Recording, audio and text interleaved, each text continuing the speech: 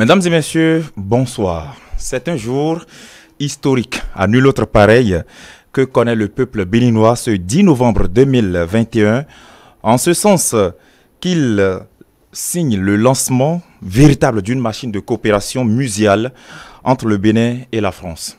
L'État français, présidé par Emmanuel Macron, qui a non seulement accepté de restituer aux peuples colonisés d'Afrique leur patrimoine qui leur avait été pillé pendant la colonisation, mais a effectivement rendu au Bénin, et ce, dès ce 9 novembre 2021, 26 des trésors du royaume de Dahomey. Des trésors qui sont revenus au Bécaye cet après-midi et qui ont été accueillis par tous les Béninois, imbus de leur histoire et de toute la portée culturelle de ces œuvres. Ces œuvres qui d'ailleurs, au-delà d'être de simples biens culturels du royaume de Dahomey, dira le président de la République Patrice Talon, constituent l'âme de la République du Bénin au sens propre du terme. Une république bâtie d'ailleurs sur les ruines des différents royaumes qui avaient existé sur l'ensemble du territoire. Alors, et voici maintenant que ces œuvres, 26 en tout cas, sont revenues à la maison. Quelle est la portée d'un tel événement? Quels en sont ou quels en seront les gains économiques, culturels, politiques, voire même diplomatiques pour le Bénin? À ces différentes questions, certainement des éléments de réponse vous ont été servis depuis les émissions matinales de ce matin sur nos antennes. Mais ce soir, nous poursuivons encore les réflexions avec de nouveaux acteurs sur ce plateau et qui nous viennent de divers milieux, du milieu politique, scientifique et aussi médiatique, comme vous le voyez. Je reçois donc sur ce plateau Armand Zinzinokwe. Bonsoir. Bonsoir, monsieur le journaliste. Bonsoir. Vous êtes docteur, ingénieur, vous êtes acteur politique, ancien ministre de la République du Bénin. Tout à fait. Et actuellement, vous êtes quand même membre du parti politique l'Union progressiste, même si ce soir, vous ne représentez pas le parti. Je suis passé pour le compte de l'UP. Je suis là en tant que personnalité. Tout à fait, je le dis déjà. C'est vous que nous avons sollicité, c'est vous qui avez accepté notre invitation. Merci d'être là. Merci. Avec nous en plateau également, Joseph Perzoanago, qui est éditorialiste, promoteur du journal La Dépêche. Bonsoir. Bonsoir chers confrères, bonsoir aux téléspectateurs de ETV. Merci à vous aussi d'avoir répondu à notre appel. Et puis, avec nous également en plateau, docteur Boga Koupaki. Bonsoir. Bonsoir, cher ami. Vous êtes historien de l'art, mais vous aussi, vous êtes acteur politique. Vous êtes membre d'un parti politique, Bloc républicain. Vous étiez d'ailleurs directeur de l'école politique du parti UDBN. Actuellement, vous êtes au Bloc républicain puisque ce parti a intégré le Bloc républicain. Mais encore une fois, vous n'êtes pas là dans le compte du parti. Nous aurons besoin de votre casquette d'historien de l'art et aussi peut-être quelquefois de votre casquette d'acteur politique. Merci à tous d'avoir répondu à notre invitation. C'est un plaisir. Merci. Merci. Voilà, et j'aurai aussi le plaisir de vous donner la parole, vous, chers téléspectateurs qui nous suivez actuellement, d'où que cela soit, pour partager avec nous vos différentes émotions, mais surtout vos analyses de cette journée historique, de cette actualité culturelle liée au retour de ces 26 œuvres du royaume de Dahomey. L'antenne vous sera ouverte dans 1 heure environ et les numéros d'appel vous seront communiqués en temps opportun. Alors, je le disais tout à l'heure, les 26 œuvres sont revenues. C'est un processus qui a démarré depuis bien longtemps. Aujourd'hui, le président Patrice Talon a présidé une cérémonie d'accueil de ces œuvres-là au palais de la Marina, en présence de quelques invités et surtout à la face du monde, puisque c'était en direct sur nos chaînes de télévision. Armand Zinzinokwe, est-ce que c'est un événement qui mérite que les Béninois se sentent davantage fiers d'être béninois aujourd'hui? Non. D'abord, je voudrais saluer les téléspectateurs qui sont en train de nous suivre, saluer tout le peuple du Bénin. D'abord, vous remercier, vous les journalistes, pour l'effort d'informer le peuple que vous êtes en train de faire ici. Bon, vous comprenez que c'est un événement, puisque c'est une première. C'est une première. C'est une première non seulement pour le Bénin, mais c'est une première pour l'Afrique. De mémoire d'homme, c'est une première. Donc pour moi, c'est un événement et c'est inédit. Inédit, bon, quelque chose qui nous permet de nous reconnecter. Je vois une reconnexion à nos sources. Donc pour moi, c'est un véritable événement et ça mérite d'être célébré. Et j'ai suivi la cérémonie d'accueil qui est organisée au palais de la Marina. Je trouve que c'est une cérémonie magnifique. C'est une cérémonie belle qui honore le Bénin, qui honore le peuple du Bénin. vraiment, c'est vraiment un événement. Est-ce que c'est parce que ça a tellement duré, enfin, la déportation de ces œuvres ou le pillage de ces œuvres, est-ce que c'est parce que ça a tellement duré là-bas que c'est une première, que du coup, ça mérite d'être célébré de cette façon? Non. Bon, c'est en 1892, hein? C'est en 1892 que ces œuvres ont été pillées au musée, au palais d'Ahomey. C'est en 1892. Imaginez-vous, ça fait 130 ans. Et même, on ne pouvait même pas imaginer un jour que ces œuvres allaient nous revenir.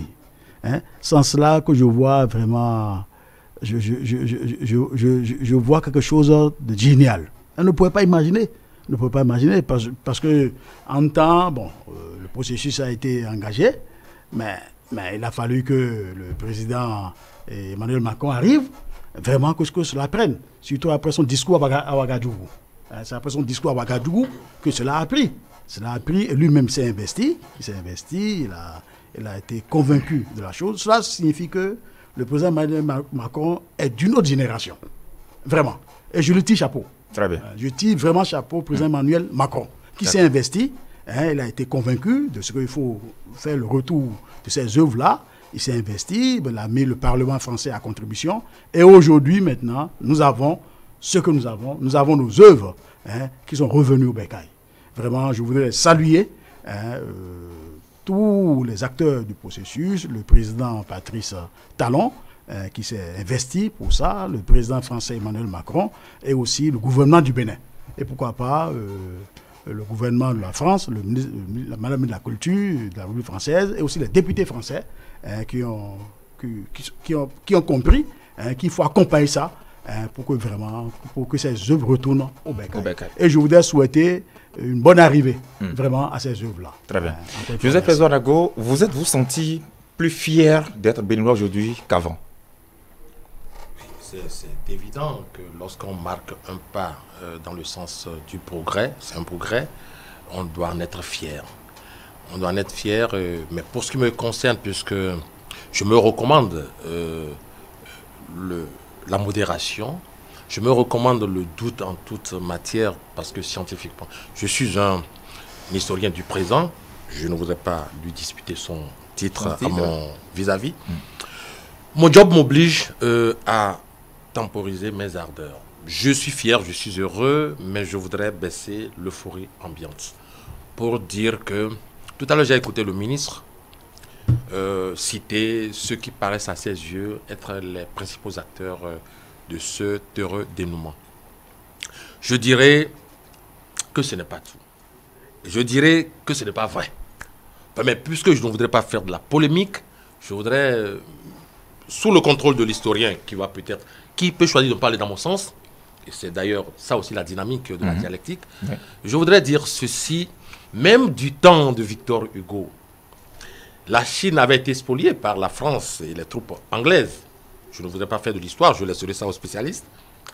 Victor Hugo disait, j'espère qu'un jour, la France libérée pourra retourner ses trésors à la Chine spoliée. Donc ce n'est pas un combat qui date de maintenant. Ce n'est pas un combat qui date d'après 2016, ce n'est pas un combat qui date de maintenant. Déjà au 19e siècle, on en parlait. Victor Hugo, c'est un Français. Nous le connaissons tous. Mais pourtant, déjà en son temps, il faisait ce combat. Mieux, quand on revient un peu de façon contemporaine, il ne faut pas perdre de vue ces pionniers qui ont travaillé à la restitution, sinon au répertoriage de ces œuvres. Il y a un certain Bouli, qui n'est pas d'origine béninoise, mais d'origine africaine. Il y a la diaspora. Il y avait eu une sorte de levée de bouclier dans les années 2000 pour réclamer ses biens. Et je voudrais dire pour la petite histoire, et ça c'est une histoire journalistique, de mon point de vue, que déjà, à cette période, ces Africains, dont des Béninois, des chercheurs et tout, avaient insisté pour recenser ces œuvres. Listes donc de ces œuvres ont été adressées aux pays africains. Je ne voudrais pas dénier au Bénin ni au président Talon d'avoir eu de l'opportunité d'avoir saisi cette opportunité, d'être opportuniste, d'être intelligemment inspiré. Non, je ne voudrais pas dénier au chef de l'État béninois ni au peuple béninois d'avoir eu cette opportunité de l'avoir saisi. Mais il fut des gens, des pionniers qui avaient recensé. Je suis certain, et je puis vous le dire ici, qu'il s'est partagé un beau matin au lever du lit pour le président de la République de deviner qu'il y avait 26 œuvres quelque part spoliées. Non, il y en avait même des milliers. Il y a eu des gens qui ont travaillé à cela. Au moment où le président n'était pas encore au pouvoir, qui ont mené ce travail-là. Il va falloir leur reconnaître. Rendre hommage à ceux-là, hommes et femmes. Il y en a du Bénin, il y en a hors du Bénin qui ont fait ce travail, qui ont recensé ces œuvres et qui ont fait parvenir la liste à tous les pays africains intéressés ou concernés. J'ouvre une parenthèse pour dire, le Nigeria est en train de construire un grand musée qui va s'achever en 2024, par exemple, pour y exposer des œuvres que la Grande-Bretagne a détournées, par exemple. Donc, je voudrais qu'on s'apaise, qu'on baisse l'euphorie et qu'on regarde plutôt, voilà c'est fait, qu'est-ce qu'on en fera? C'est important, je voudrais restituer cela et dire qu'il faut rendre hommage à ceux qui avaient déjà, en tant que pionniers, lancé cette opération. Très bien. Je vous pose aussi la même question, docteur Bogako Paki. Est-ce qu'aujourd'hui, lorsqu'on voit ces 26 œuvres-là revenir déjà sur le tarmac de l'aéroport international Bernardin Cardinal Gantin de Cotonou, avec toute l'euphorie populaire, on a vu la foule qui s'est constituée pour accueillir ces œuvres-là sur tout le tronçon jusqu'au palais de la République. Est-ce que là, lorsqu'on est béninois, en un jour pareil, on a raison de se sentir davantage, beaucoup plus fier de sa nationalité?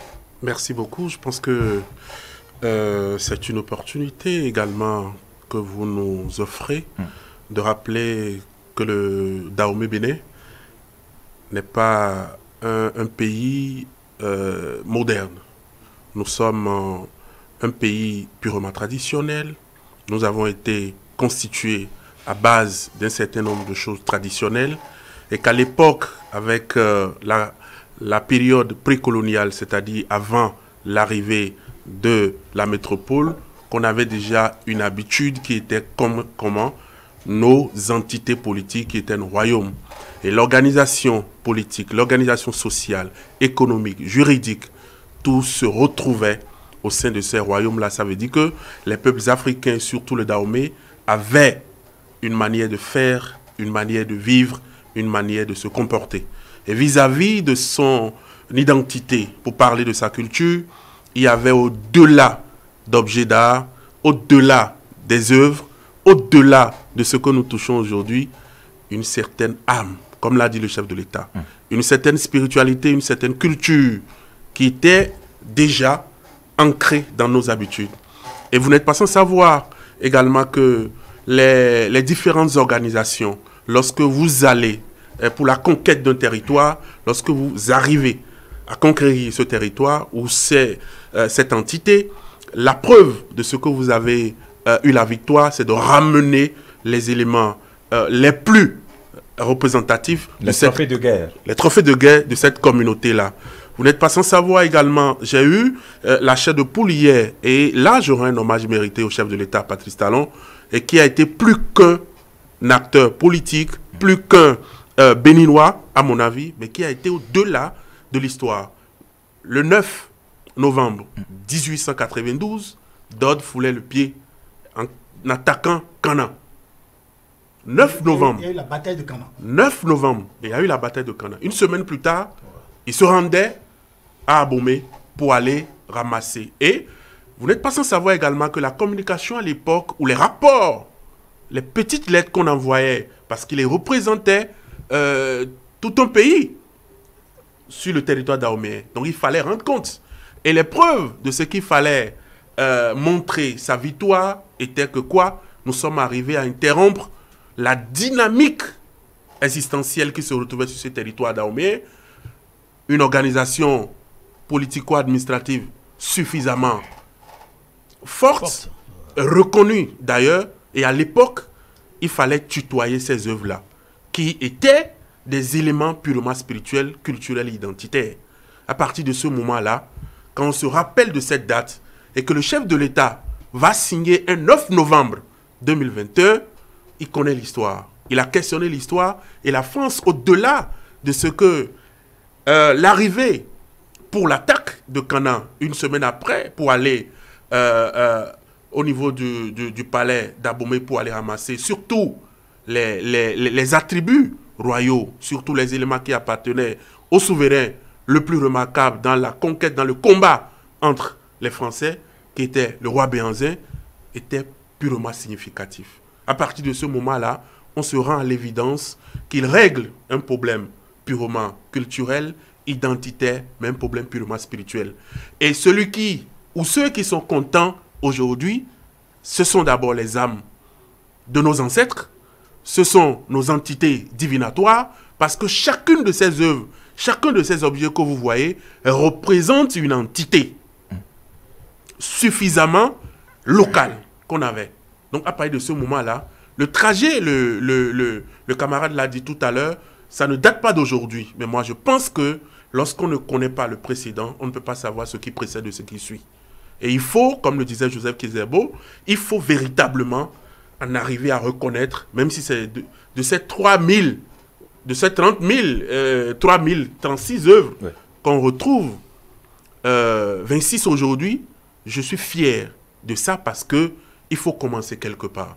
Les Béninois sont fiers, vous avez vu aujourd'hui également le déplacement, l'engouement, et que depuis un moment, la France, les Béninois ont été célébrer cette victoire en France avant de revenir ici. Aujourd'hui, c'est comme on le dit habituellement, c'est la fin qui justifie les moyens. D'aucuns, ceux qui n'ont pas vu 2021, ne pourront pas justifier dans l'au-delà ou de leur position actuelle que ces œuvres-là ont été restituées au Dahomey hier, Bénin aujourd'hui. Et la seule personne qui doit être fière aujourd'hui, ce n'est pas parce que le président Patrice Talon a une, je dirais, une origine aboméenne, parce que dans le royaume de Dahomey, la patrie linéaire et la matrilinéaire sont acceptées. Vous pouvez être de mère ou de père, mais vous êtes acceptés. Donc du coup, je réitère cette capacité de courtoisie formelle, de ce que nous devons en être totalement fiers, de ce que, au-delà des objets, au-delà des œuvres d'art, au-delà d'une restitution symbolique, c'est une victoire pour le peuple béninois, une victoire également pour le président Talon, une victoire pour les acteurs culturels et artistiques béninois, une obligation de victoire également pour la France, parce que le discours de Macron aujourd'hui, qui est d'une autre génération, amène quand même à faire la concession autour de ce que hier, c'était hier, hier ne peut pas être enlevé d'aujourd'hui ou de notre présent de cette période contemporaine, mais il faut savoir que c'est une logique. Et le chef de l'État, je ne sais pas, il est vraiment méthodique. Et si vous voyez, lorsqu'il prenait le pouvoir, la seule occasion qu'il a invité les gens à se réjouir, c'était autour d'une soirée théâtrale. Et c'était quoi, symboliquement, Kondo le requin qui a été mis en scène. Ça m'a paru bizarre et depuis là, je me pose la question, mais c'est aujourd'hui, j'ai compris quel est le symbole de ce Patrice Talon, fort en tant que souverain. On n'est plus dans le système royal, on est dans une nation, dans une république aujourd'hui, mais il faut savoir qu'en Afrique et au Dahomey, au Bénin, la question entre griffes de ce qu'on appelle le Djoto, c'est-à-dire revenu incarné, un ancêtre, Patrice Talon revient sous les auspices, sous la légende du roi Béhanzin, mais dans une autre diplomatie relationnelle, parce qu'il montre à la face du monde que la seule chose qu'on peut vendre aujourd'hui, dans nos relations bilatérales, avec X ou Y, ce sont nos potentiels touristiques, artistiques, le patrimoine que nous avons. Et à partir de ce moment-là, on doit pouvoir reconnaître que nous sommes sur le bon chemin.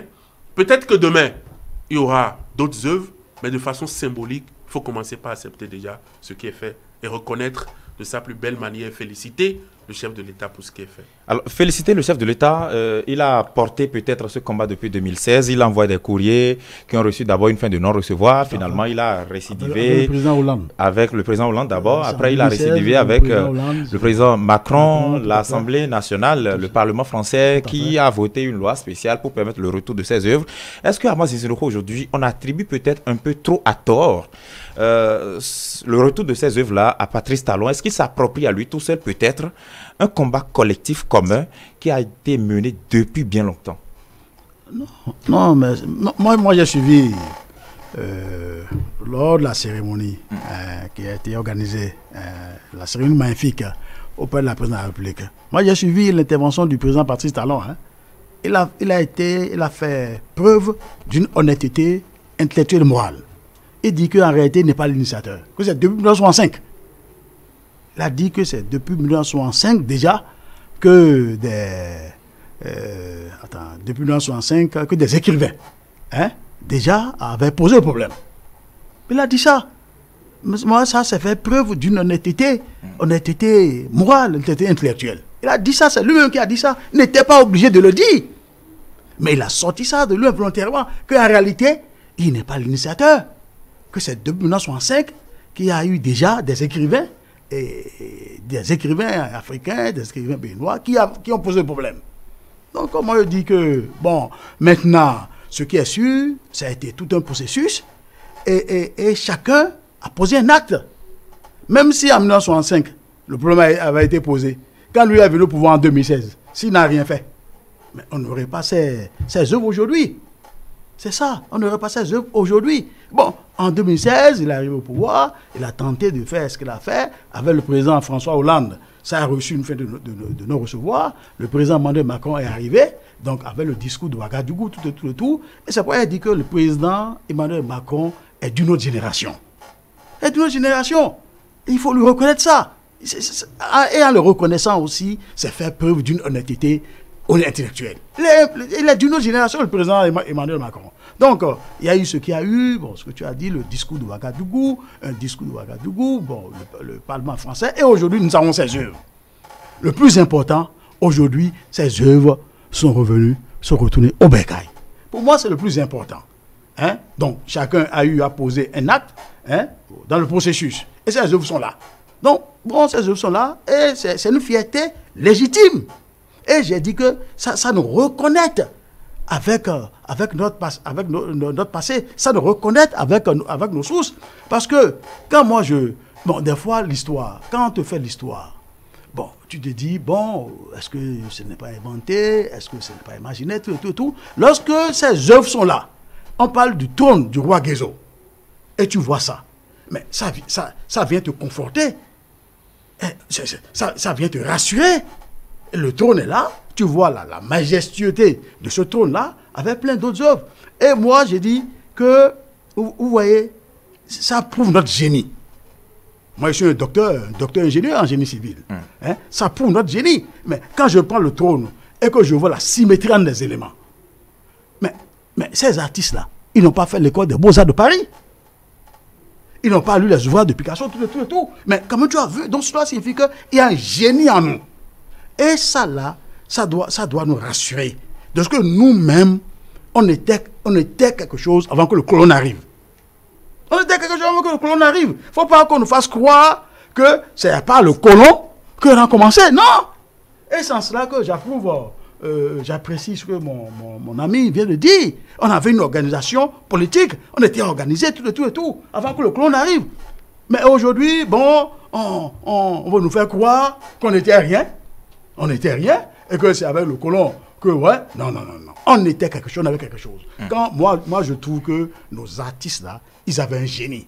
Nous-mêmes, il y a un génie en nous. Et quand le président a dit notre âme, bon notre âme, c'est notre âme. Mais moi, je vois le génie. Le génie qui est là, on voit du génie. On voit du génie. Bon, ces artistes n'ont pas fait l'école des Blancs. Ils n'ont pas fait l'école des Blancs avant de concevoir tout ça là, avant de faire tout ça là. Ça signifie quoi? Ça signifie que nous-mêmes, en tant que peuple, nous avons notre génie. Et aujourd'hui, maintenant, si nous-mêmes, parce que le colon, c'est quoi? Le colon, vous n'êtes rien. Et on met ça en nous. On met ça en nous. On arrive à te dire que tu n'es rien. Tu ne peux rien. Et on met ça en toi. Quand on met ça en toi, toi-même tu es perdu. Donc ça signifie que nous devons réapproprier notre génie. Et nous convaincre de nous-mêmes, nous sommes quelque chose et que nous sommes capables de quelque chose. Oui. Et là, ça va être vraiment une force pour nous, pour partir. Alors, parlant justement de félicitations adressées au président ou pas, vous avez félicité déjà à plusieurs reprises le chef de l'État français et aussi le chef de l'État béninois. Mais déjà, je voudrais qu'on apprécie un peu peut-être les enjeux, peut-être politiques de cette actualité. Est-ce que, nous savons qu'en France, la présidentielle de 2022 arrive et nous savons que le chef de l'État béninois aussi avait dit à l'arrivée au pouvoir en 2016, qu'il souhaitait être porté en triomphe à la fin de son mandat. Tout à fait. Bon, est-ce que cette initiative que lui, il a portée dès ici, et la suite donnée par Emmanuel Macron, est-ce qu'on peut y lire une certaine cohérence politique de part et d'autre? Bon, une certaine cohérence politique. Bon, moi j'ai dit que le plus important pour moi, pour nous, ces œuvres sont là. Ces œuvres sont rentrées au bercail. Bon, maintenant... Donc derrière, il n'y a pas de calcul politique. Macron ne se dit pas, je vais faire ça pour faire plaisir aux Africains de la France, pour me faire élire en 2022, par hasard. Bon, les Africains, ils représentent quel électorat en France là-bas? Les Africains de la France. Bon, est-ce que... Bon, je ne sais pas. Hein. Est-ce que le président français, dans ces calculs-là, bon, je ne sais pas. Hein. Bon, je ne sais pas. Vraiment, je ne sais pas. C'est possible, mais je ne sais pas. Est-ce que Macron serait dans ces calculs-là? Non, pour moi, je ne sais pas. Peut-être que je reviendrai encore avec cette question, mais je la balance d'abord à Joseph Pezo-Anago. Est-ce que vous y voyez quand même parfois une stratégie politique? Non, mes chers confrères, cela va sans dire. Les deux acteurs sur le perron de l'Élysée hier, au-delà de tout ce qu'on peut imaginer, sont des acteurs politiques. Quoi qu'on dise. Quelqu'un parlait ici tout à l'heure sur ce plan. En politique, la diplomatie prend une autre forme. Et donc on a observé cela hier. On est allé mieux en observant et en écoutant. J'ai entendu un certain Patrick Talon dire à son homologue français, attendez de voir d'ici là, dans quelques temps, au nom des membres des ancêtres, bon, enfin je peux mal le reprendre, vous allez voir ça va se passer, vous aurez la grâce. C'est-à-dire, le retour. Lorsque vous posez des actes aussi élogieux, vous en aurez la grâce. Et la grâce dont parlait le président Talon hier n'est autre que la grâce politique. Et quand on sait que depuis quelques moments, Macron était au plus bas, eh bien, ce ne sont pas les Africains qui vont les lire, ça j'en conviens.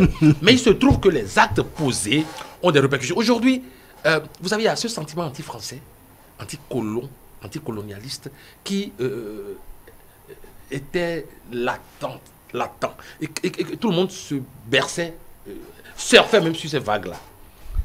Depuis quelques moments, j'ai observé que cela s'est un peu calmé. Macron est en train de prendre un peu d'envergure, même en France, chez les Français, chez beaucoup de Français. Et donc, ce n'est pas anodin. Maintenant, pour en venir au président Talon, mais cela va de soi. Et quelqu'un l'a dit ici, l'historien l'a dit, que les actes ont été posés avec tellement de méthodes de calcul. Moi, j'ajoute calcul. Il n'a pas parlé de calcul, mais moi, j'ajoute calcul. Ça a été fait avec tellement de calcul que, au pifomètre, on a calculé la date à laquelle les cérémonies auraient lieu. Je suis sûr que ce n'est pas la France qui a imposé cela. La partie béninoise a dû faire en sorte que cela puisse se caler ainsi. Mieux encore. Et je voudrais jeter un gros pavé dans la mare pour dire ceci.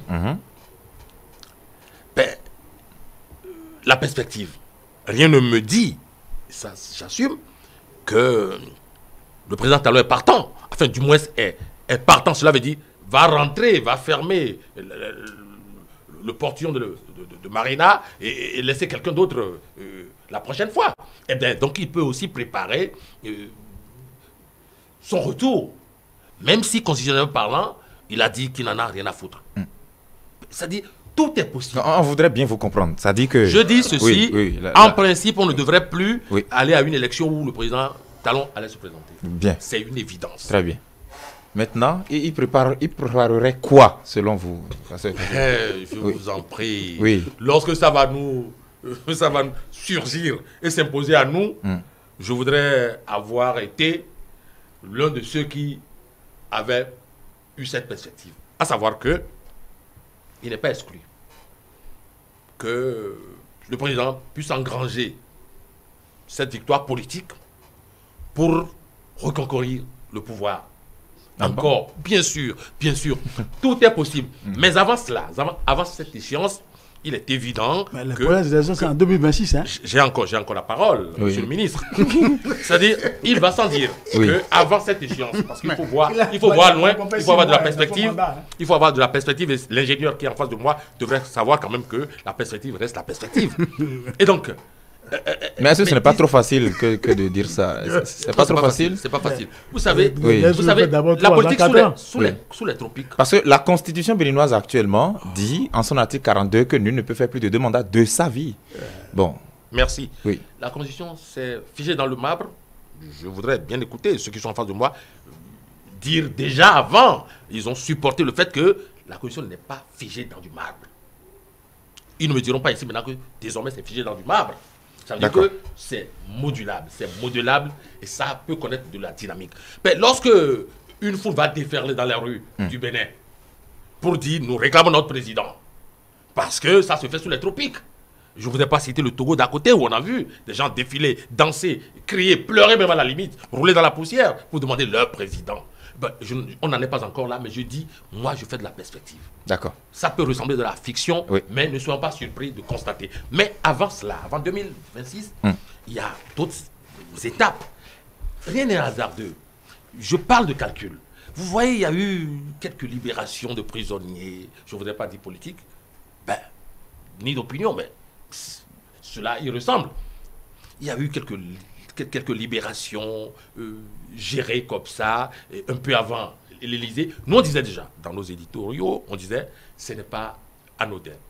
Le président Talon le fait parce qu'il voudrait être perçu comme un président magnanime, un bon président, qui est soucieux des droits humains. Et puis, quand on sera sur la période de l'Élysée, il n'y aurait pas un journaliste un peu... illuminé pour vous ramener aux réalités. Et donc ça a été fait, il y a eu quelques 2 ou 3 libérations. Je voudrais souhaiter que d'autres œuvres reviennent pour qu'il y ait encore plus de libérations de prisonniers. Très bien. Docteur Bogako Paki, sur cette logique-là, est-ce qu'on peut trouver une explication politique à cette actualité qui devrait être culturelle? Je pense que lorsqu'il y a coopération, il y a les vocables que nous appelons diplomatie, géostratégie, géopolitique, des expressions qui sont quand même très courantes dans le discours de certaines personnes. Et je l'ai rappelé tout à l'heure, on peut faire des omelettes et casser moins d'œufs. Dans cette dynamique de relation, vous n'êtes pas sans savoir, parce que ça m'intéresse de repartir depuis que nous avons négocié notre indépendance. Nous avons eu notre indépendance. Si vous savez que nous avons des choses que nous réclamons, vous êtes obligé de signer des pactes, vous êtes obligé de signer des accords. Lorsque vous êtes dans une démarche de négociation, et vous savez d'une manière ou d'une autre que vous avez encore entre griffes ou testicules dans la main d'un ennemi, il va falloir véritablement, pour ceux qui ne comprennent pas le passé ou l'histoire, de se rendre à l'évidence que ceux qui avaient en son temps été dans les négociations n'étaient pas des dupes. Ce n'était pas un marché de dupes ou n'étaient pas des illuminés. Ils n'avaient pas compris la démarche qu'un peuple était supérieur aux intérêts individuels ou personnels. Donc du coup, il y avait tous ces éléments-là qui étaient emmagasinés, qui faisaient comprendre aux uns aux autres que nous devons être un peu dans le consensus souple, dans les discussions, dans les négociations. Et beaucoup comprennent aujourd'hui comment ont été les relations entre la métropole et la colonie depuis cette période jusqu'à aujourd'hui. Et personne ne me dira que la France n'a jamais eu sa main ou sa petite bouche dans la politique des États africains et surtout au Bénin. Donc, ne serait-ce que pour dire son mot, ne serait-ce que pour donner ses orientations, ne serait-ce que pour donner ses avis. Ça peut être anodin, ça peut paraître bizarre à certaines personnes, mais c'est au nom de la géopolitique, au nom de la diplomatie, au nom des relations internationales que cela se fait. Et plus loin, Lorsque vous regardez, depuis quelques années, vous avez vu combien de fois les Africains se disent « nous sommes fatigués, nous sommes fatigués, nous sommes fatigués, nous sommes fatigués ». Donc, à partir de ce moment-là, je parle du président Macron, et qui peut dire, mais qu'est-ce que nous pouvons faire pour remettre la confiance, pour être en relation aussi vivante comme on peut l'être avec son Dieu, avec les Africains, pour régler, au moins de façon substantielle, une question aussi sensible, mais qui paraît banale pour les Africains eux-mêmes. Donc, à partir de ce moment-là, le président Macron, dans une démarche politique et diplomatique, peut commencer par dire « Ah tiens, je vais régler ce problème, mais voilà la manière. » Puisque le chef de l'État, habilement, et même de façon plus décevante, l'a fait savoir qu'il a bien voulu avoir la tablette manipulatrice du prêtre, du grand prêtre. D'une façon décente, vous voulez dire, d'une façon décente. D'une façon décente. De Gadegbe. De Gadegbe. Donc, qui est connu comme un oracle, un devin le plus solide dans le royaume du Dahomey. Mais qu'il a dit, qui part sous quand même ce petit choc de ne pas pouvoir avoir ce qu'il veut, ça veut dire que la prière continue pour que demain, quelqu'un puisse avoir ce qu'il veut. Donc, au fond, les Béninois ou Patrice Talon lui-même sait qu'on lui posera la question de savoir, mais pourquoi tu n'as pas ramené telle œuvre aussi sensible? Mais il a prêté attention à ça et il a dévancé les faits pour poser le problème lui-même. Et je pense que c'est aussi diplomatique. C'est aussi technique que politique. À partir de ce moment-là, d'ailleurs, les uns et les autres l'ont dit, il faut voir le contexte.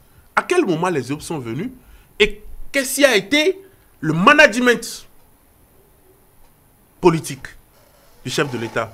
Et moi, j'ai compris. Et nous devons comprendre que la politique ne peut pas être absente dans une négociation diplomatique. Première chose. Deuxième chose, nous ne coupons pas les ponts avec la France. Nous redevenons de meilleurs collaborateurs, de meilleurs amis pour faire la marche ensemble. Et vous n'êtes pas sans savoir que le Bénin a été toujours classé dans les pays les plus démocratiques jusqu'à demain. Et moi, je peux l'affirmer. Jusqu'en 2016. Non, pas du tout. Pas du tout. Pas du tout. Sur ce point, il faut prendre un autre rendez-vous. On va faire ce débat.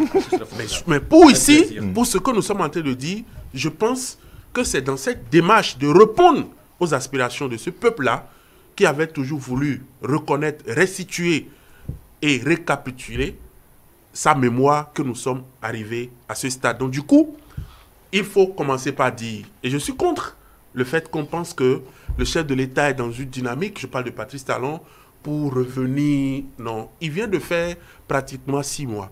Le chef de l'État a été contraint. Je me rappelle ce 15 janvier 2021, à Djon, quand il chutait sa tournée dans les 77 communes, pour se voir obligé d'accepter la demande du peuple pour revenir. Mais je vois également qu'il avait peut-être des intentions de ne pas pouvoir finir ce qu'il a entamé. Et puisque constitutionnellement, rien ne l'empêchait, je crois qu'il a été de bonne foi de faire un second mandat et d'apporter quelque chose pour notre pays. Et je crois que là maintenant, ceux qui, comme peut-être, suivez mon regard, n'étaient pas peut-être d'accord, sont en train d'être... édifiés? Non, pas édifiés. Avoir un peu de sourire aux lèvres, pas totalement de sourire, mais que quelque chose a commencé. Patrice Talon, comme il a dit, à la fin de son mandat, de son second quinquennat, se porter en triomphe. Quand on dit Agbono, on saura vraiment s'il est Agbono ou pas. Et c'est la fin qui va justifier ces moyens-là. Donc, du coup, on peut comprendre. C'est le dernier mandat. C'est le second et le dernier mandat. Ils ne sont pas ici pour parler de mandat, dernier mandat. Et je pense que la Constitution, les textes de notre pays sont clairs là-dessus. Et je pense qu'il faut d'abord travailler en tant que cadre de votre pays pour que le chef de l'État réussisse sa mission, parce que un cadre apporte quelque chose à son pays. Laissez à faire le dernier mandat. On n'est pas. Donc, du coup, c'est pas ça. Je vais vous donner la parole tout à l'heure. Non, il faut laisser. Si c'est pour revenir, non, je ne pense pas. Donc, Macron aussi, peut-être son problème avec les Français, mais il faut reconnaître que Macron est arrivé à convaincre les Très députés bien. Oui. à l'Assemblée française, Oui. à convaincre les acteurs politiques, à convaincre les anciens présidents, et on est arrivé à la concrétisation de ce rêve tant d'années conçu, jeté, et aujourd'hui tout le monde, les deux parties se retrouvent dans une concrétisation de cette politique de mise en commun. Et je pense que c'est une nouvelle marche pour les uns et pour les autres. C'est le Bénin, heureusement, qui avance. Alors, justement, sur cette question-là, ça fait deux paires de manches. D'abord, le côté français, le côté béninois. Je vais proposer d'abord qu'on finisse peut-être avec le côté français d'abord. Lorsqu'on voit un peu le dernier sommet Afrique-France, où le président français a décidé d'échanger avec la société civile, où certains après se posent des questions sur l'authenticité de ceux qui sont intervenus, qui les a choisis, etc., et que les Africains ont d'abord applaudi quand même la sincérité des intervenants, etc. Lorsqu'on ajoute à ça peut-être on va dire les propos du président de la République béninois hier, qui lui disait « vous aurez le retour bientôt », et vous aussi, vous avez dit tout à l'heure que Emmanuel Macron fait partie d'une nouvelle génération de présidents à la tête de la République française. Est-ce qu'on peut y lire aujourd'hui, en tout cas, je parle du retour de ces œuvres, une certaine, on va dire, conséquence positive peut-être de la nouvelle politique africaine de la France, conduite par Emmanuel Macron et Armand Zizrokoui? Non, merci. Ouais, quand le président Patrice Talon est arrivé en 2016, oui, il a saisi les autorités françaises. C'est au temps du président François Hollande. Mais il a reçu une fin de non-recevoir. Ça, c'est clair. Il a reçu une fin de non-recevoir. Que ces œuvres font partie de l'intelligentsia universelle par l'UNESCO à son terme. Hein? Bon, c'est comme si, on ne peut plus dire qu'une œuvre appartient à un pays, mais que ça, c'est un patrimoine universel. Bon, ça a été ça. Bon, il n'a pas discuté. Ça s'est arrêté là. Maintenant, il y a eu le discours de Ouagadougou qui a fait le déclic. Tout le monde a suivi. Le discours de Ouagadougou en 2002 par le président Emmanuel Macron, qui a montré que maintenant, les présidents d'une autre génération, c'est ça le discours qui a fait le déclic. Et quand il y a eu ce déclic-là, le gouvernement du Bénin est retourné encore à la charge. Et c'est ça Mais la question est de savoir, est-ce que c'est vraiment innocent ça? Est-ce qu'il le fait de bonne foi, bonne foi? Le président Emmanuel Macron? Oui, tout à fait. Est-ce qu'il le fait comme ça parce qu'il est subitement amoureux de l'Afrique d'une manière particulière? Non, d'une autre génération. Hein? C'est pas dire que il est d'une autre génération. C'est une affaire de génération. Vous voyez, bon, quand on parlait avant de Afrique-France, le sommet France-Afrique, c'était le président français avec les chefs d'État africains. On a connu ça. Le sommet de la boue, on a connu tout ça là. Où vous avez le président français, il y a les chefs d'État africains, tout. Maintenant, on a compris que ce temps est passé. ce temps est passé. Donc, vous voyez, il y a même la dynamique. Il y a une dynamique qui s'opère dans les choses aujourd'hui. Il y a une dynamique dans le monde, ce temps est passé. Hein? Maintenant, bon, c'est un peu ce que tu as dit. Maintenant, le président Macron a fait de l'innovation. Hein? Le sommet France-Afrique, il a innové d'une autre manière avec la société civile. Ouais. Donc, c'est pour vous dire quoi? C'est pour vous dire que les choses ne sont pas figées. Nous ne pouvons pas dire que dans la vie, les choses sont figées. Les choses ne sont pas figées, il y a une dynamique. Il faut s'insérer dans la dynamique. Mais comme De Gaulle disait avant que la France n'a pas d'amis, mais il y a des puissances émergentes. C'est ça la géopolitique. Il y a des puissances émergentes. Au moment où la France faisait le grand colonisateur, mais quel était l'état de la Chine? Aujourd'hui, la Chine entre en jeu. Dès que la Chine entre en jeu avec d'autres puissances émergentes, ça signifie qu'il faut reconsidérer les choses. Donc, c'est tout ça. Donc, il faut faire avec tout ça aujourd'hui. Donc, maintenant, politiquement, est-ce qu'il y a une moisson politique? Bon, c'est possible. C'est possible qu'il y ait une moisson politique pour le président Emmanuel Macron. Bon, ce qui est sûr, ce qu'il a fait, il a contenté quand même des Africains. On voit quand il y a un début. C'est un début. Et vous voyez, quand le président Patrice Talon était à l'Élysée, hier, il disait que l'espoir est permis. Parce que c'est des milliers d'œuvres béninoises qui sont dans les musées français. Il dit que l'espoir est permis. Effectivement, l'espoir est permis. Parce qu'il faut commencer quelque part. Moi, je trouve qu'avec ça, on a commencé quelque part. La porte est ouverte maintenant. Maintenant, l'espoir est permis. Maintenant, c'est pour ces raisons que le président français, Emmanuel Macron, a dit que maintenant, et le Parlement français va voter une loi cadre. Une loi cadre, hein, pour maintenant voir un peu comment le retour de ces œuvres-là, hein, à ces pays peut être, va s'organiser. Une loi cadre au Parlement. Et là, comme ça, tout va se faire dedans. Parce que, vous voyez, aujourd'hui, le Bénin est un modèle. Vous voyez, le Bénin étonne toujours. En 1990, la conférence nationale va commencer par nous. Et tu as vu, on a étonné, et tu as vu, les autres pays ont commencé. Aujourd'hui, maintenant, le retour des œuvres, c'est nous encore. On a étonné, même en 2016, on a étonné. Oui, poursuivez. C'est nous encore. Oui. Le retour des œuvres encore, c'est nous. C'est nous qui sommes modèles, c'est nous qui sommes exemples. Oui. Vous allez voir les autres pays, la Côte d'Ivoire, le Sénégal, les autres vont rentrer dedans. Moi j'ai cette fierté de ce que, en tant que Béninois, hein, nous innovons. Bon, peut-être que c'est une grâce, ou bien c'est un génie qui est en nous, et nous sommes devant. Hein, nous sommes modèles. Moi, je trouve que c'est bon. C'est bon. Bien. En tant que Béninois, bon, j'ai cette fierté. Et aujourd'hui, avec ce que j'ai vu, avec l'euphorie, hein, avec cette présence humaine, cette marée humaine, aussi bien à l'aéroport, il y avait des gens qui étaient là depuis 10h du matin. Les œufs sont arrivés aux environs de 15h quelques. Donc, j'ai vu le cortège jusqu'au palais de la Marina. Moi, je trouve que c'est bien pour le pays. Ça, c'est bien. C'est bien. Ça fait de l'allégresse. C'est bien pour le pays. Alors, donc, moi, je trouve que c'est une très bonne chose. Bon, comme moisson politique, le président français, bon, certainement, bon, il peut le mentionner quelque part. Bon, ce qui est sûr, notre président, le président Patrice Talon, je pense qu'il a quand même apporté beaucoup pour le Bénin. Et il rentre vraiment dans l'histoire. J'ai promis qu'on va revenir tout à l'heure au cas du président Patrice Talon, mais en restant justement sur le cas du président Emmanuel Macron, tout à l'heure le ministre Arma Zinzinoukwe a parlé de la Chine, qui étend ses tentacules sur le continent africain.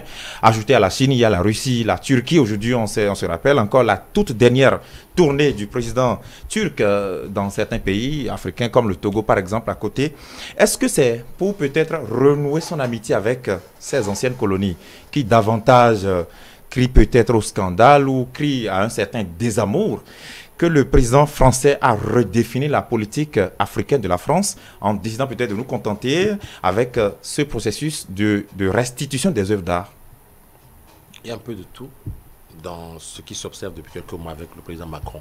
Cependant, je voudrais vous ouvrir une parenthèse pour dire que la fin de la France-Afrique, ça peut avoir pris une autre tournure, ce n'est pas demain la veille.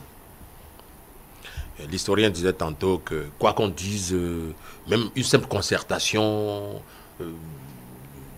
une petite expertise, derrière se cache d'autres vérités.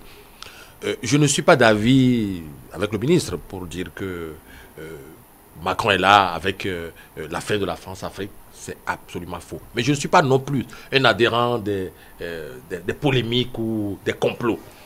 Parce que tout récemment, l'épisode Camto au Cameroun, il a fallu que Macron intervienne. Il a même reconnu avoir téléphoné directement au président Biya pour aplanir les angles. Je ferme cette parenthèse pour revenir à votre préoccupation et dire ceci. Non, mais tous les présidents qui se suivront, s'ils veulent la survie de la France aussi a besoin de survivre, devront faire mieux que Macron ou alors faire comme Macron. C'est-à-dire, le sentiment anti-français est devenu épidermique. Au point où, même ce que fait la France de bon est interprété en mal. C'est comme ça, et ça dure depuis des dizaines d'années, depuis très longtemps. Et donc, tout Français qui a de la perspective devrait chercher à voir comment gommer cette imperfection. Et donc, Macron a si bien compris la chose que depuis, il met un point d'honneur et à aller dans certains sens qui nous paraissent extraordinaires. Non, mais il n'y a rien d'extraordinaire. Quelqu'un parlait de géostratégie et de géopolitique. Oui. C'est aussi simple que cela. Macron a intérêt donc à faire en sorte que les Africains n'aient plus cette perception qu'ils ont de la France. C'est devenu atavique. Donc que cela change. Et donc c'est dans ce processus qu'il se met. Mais les politiques ne posent jamais d'actes sans arrière-pensée. Macron le fait parce qu'il y a une perspective qui s'impose à lui. Et d'ailleurs, le président Talon le lui a rappelé en des termes à peine déguisé pour lui dire, vous verrez bientôt. Mais non, ce ne sont pas des bienfaits spirituels qu'il lui appelle, même si quelque part cela peut provenir de nos ancêtres. Il se trouve que bientôt Macron va se confronter à une réalité électorale. De ce fait, il a intérêt à mieux faire. Et on l'a soulevé ici, les œuvres qui ont été restituées au Bénin, ce n'est pas seulement une spécialité qui concerne le Bénin. Ça va s'étendre à beaucoup d'autres pays africains. Et dire que cela se faisait déjà depuis. Beaucoup de pays africains ont des œuvres, pas seulement avec la France, mais avec la Grande-Bretagne et beaucoup d'autres colonies. Et donc tout ça va rentrer au bercail. Mais il y a quelque chose, je ne sais pas si on va l'aborder, qui moi me tenaille. J'ai tantôt dit au départ de cette émission que moi je ne voudrais pas me bercer dans cette euphorie ambiante. Je voudrais être euphorique mais raisonnable, pondéré. Pour dire, c'est vrai, les œuvres sont arrivées. J'ai cru entendre un artiste qui est quand même respectable, de par son nom, que je ne voudrais pas citer, dire, lorsqu'on lui demandait, mais comment est-ce que ces œuvres seront conservées, il a laissé entendre. Et puis là, moi, ça m'a scandalisé. Ben, ça va se conserver naturellement parce que ces œuvres reviennent dans leur contexte naturel. Je dis, c'est absolument faux. On va y revenir, parce que la question de la conservation, on va y revenir. Et de la spoliation, même nous-mêmes, nous sommes des prédateurs de nos œuvres. Le sabre, le président n'en a pas parlé là-bas parce que ce n'est pas les Français qui l'ont emporté. En 2001, le sabre du roi, l'historien doit en savoir quelque chose, c'est un bâton de commandement, c'est un sabre de commandement. C'est parti en 2001. Et c'est parti. On ne l'a plus jamais retrouvé. Donc, à l'intérieur même, nous-mêmes, là, nous constituons des dangers permanents pour ces œuvres. Et donc, moi, j'en ai peur. Et c'est mon droit d'avoir peur. C'est ça. Alors, justement, j'ai promis qu'on revienne sur la question de la conservation. Mais déjà, Dr Bokako Paki, sur peut-être les enjeux du continent africain aujourd'hui, est-ce que là, peut-être la nouvelle vision du président Emmanuel Macron, peut-être la nouvelle génération à laquelle il appartient, selon le ministre Zinziroué, est-ce que tout ça là le met dans un certain calcul politique où il se dit que faire pour peut-être redorer mon image auprès de l'Afrique et en même temps peut-être arranger ma popularité en France? Est-ce que nous sommes dans un tel contexte? C'est comme le dit l'autre, les faits sont sacrés. Mais les commentaires sont libres. Donc, nous sommes là parce que seul le président Macron saura en quoi cela arrange la France par rapport à ses restitutions. Seul également Macron saura s'il paie quelque chose ou s'il gagne quelque chose. Mais on ne peut pas nous interdire de faire nos commentaires ou d'avoir des aspects aussi analytiques que cela pourrait être en tant que quand même citoyen, observateur. Je crois que, comme je le disais tantôt, l'Afrique a commencé par, et surtout l'Afrique francophone, a commencé par échapper d'une manière ou d'une autre. Je ne veux pas citer dans tel pays, voilà ce qui se passe, dans tel pays, voilà ce qui se passe. Je ne veux pas en citer. Nous tous, nous voyons ce qui se passe. Et partant de ces faits, on peut dire quand même que le président Macron, comme le dirait quelqu'un tout à l'heure, d'une autre génération, voit les choses d'une autre manière et sous un autre angle.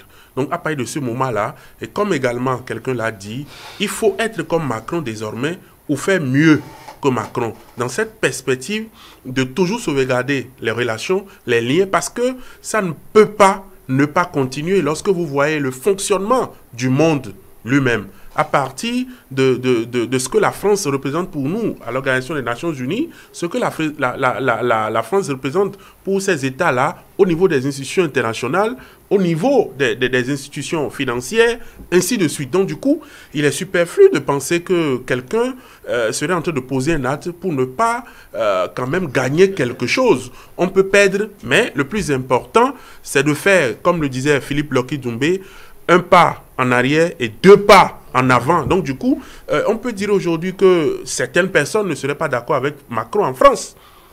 Ouais. Cela va de soi, réellement. Donc même les conservateurs de musées, surtout que ces œuvres ont été déclarées patrimoine national. Oui.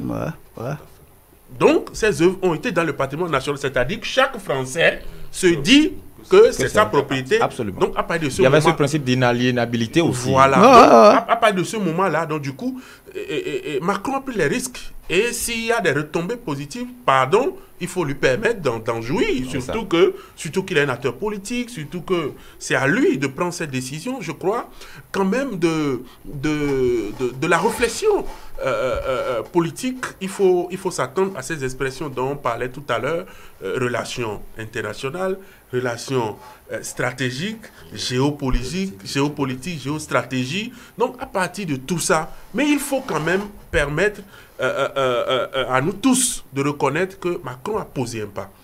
Et ça, c'est pour tordre le cou à l'histoire de ses ancêtres et de ne plus rester dans une position rigide qu'avait été à l'époque, au moment où ces éléments, ces objets ont été volés. Donc du coup, moi je parle de voler et restituer après. Donc d'autres personnes vont parler de pillage, mais moi je parle de voler parce que c'est ce que vous prenez sans le consentement de l'autre. C'est du vol. C'est du vol. Donc, mais aujourd'hui, on parle de restitution, ça veut dire qu'il y a une partie qui a reconnu avoir volé et une partie à qui il a volé, qu'il est en train de restituer. Donc du coup, qu'on puisse aller de l'avant et que cela profite aux deux parties. Donc, du coup, le président Macron, dans cette dynamique, aura sûrement quelque chose à gagner.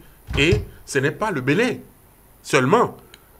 Même si nous sommes les précurseurs dans cette dynamique de retour d'œuvres au Dahomey Bénin, au Bénin, il faut comprendre quand même que d'autres pays attendent. Et vous allez poser la question de savoir, bon, ça va venir par rapport à la conservation de ces œuvres.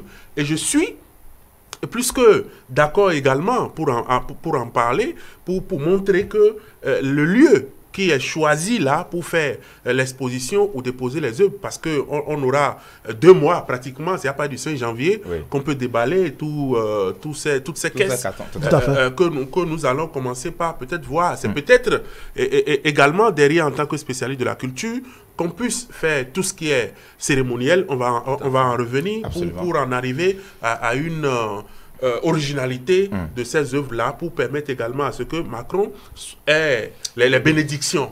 Voilà. Tout à fait. Alors, Armand Sissinokwe, je voudrais aussi qu'on dise un mot sur la deuxième paire de manches, c'est-à-dire le volet Bénin. Vous savez, à l'occasion de sa gouvernance, pendant son premier quinquennat, on a estimé que le président Patrice Talon se terrait dans son bunker, ne se rapprochait pas suffisamment du peuple et qu'il n'était pas suffisamment très social aussi en faveur de la population. Est-ce que l'euphorie que le retour de ces œuvres suscite peut lui permettre d'avoir des retombées politiques pour sa propre gouvernance? Et quand il dit politique, ce n'est pas forcément un rendez-vous électoral. Il a encore plus de 4 ans fait au pouvoir. Il a besoin d'une certaine sérénité et d'une certaine communion avec sa population. Est-ce qu'il peut vraiment tirer quelque chose de ce fait-là? Non, pour moi, c'est une évidence. Hein? C'est une évidence parce que quand des actes sont posés par le président de la République et que le peuple est satisfait, et c'est normal que ça fait plus de communion entre le président et le peuple. Aujourd'hui, la satisfaction est là. Moi, je suis satisfait. Je suis satisfait en ce sens que, bon, les œuvres sont retournées au bécail et j'ai dit que ça me reconnecte avec mes sources. Ça me reconnecte avec mon histoire. Ça me reconnaît. Donc moi, je suis satisfait. Et je pense que c'est pratiquement, il va de soi pour quand même l'ensemble du Bénin. Qui va dire qu'il n'est pas content que les œuvres soient retournées au bécail? Je ne sais pas. Pourquoi ne pas être content? L'historien a dit, ce qu'on t'a volé, on te retourne ça. Pourquoi ne pas être content? Je pense quand même que c'est un acte de grande portée. Donc, quand il prêtait serment le 23 mai dernier, lui-même l'a dit, il a parlé de son second mandat, que c'est un mandat hautement social. Oui. C'est un mandat hautement social. Donc, moi, je pense que prenons cela, c'est un mandat hautement social. Donc, il va faire beaucoup de social. Donc, prenons cela. L'essentiel, c'est qu'il ait l'accompagnement du peuple.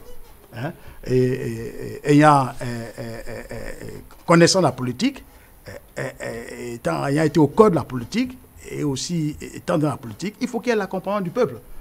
Une seule hirondelle ne fait pas le printemps. Qu'il y ait l'accompagnement du peuple, que le peuple l'accompagne dans sa volonté de faire progresser le Bénin, dans sa volonté de faire quelque chose pour le Bénin. On voit quand même que la volonté est là.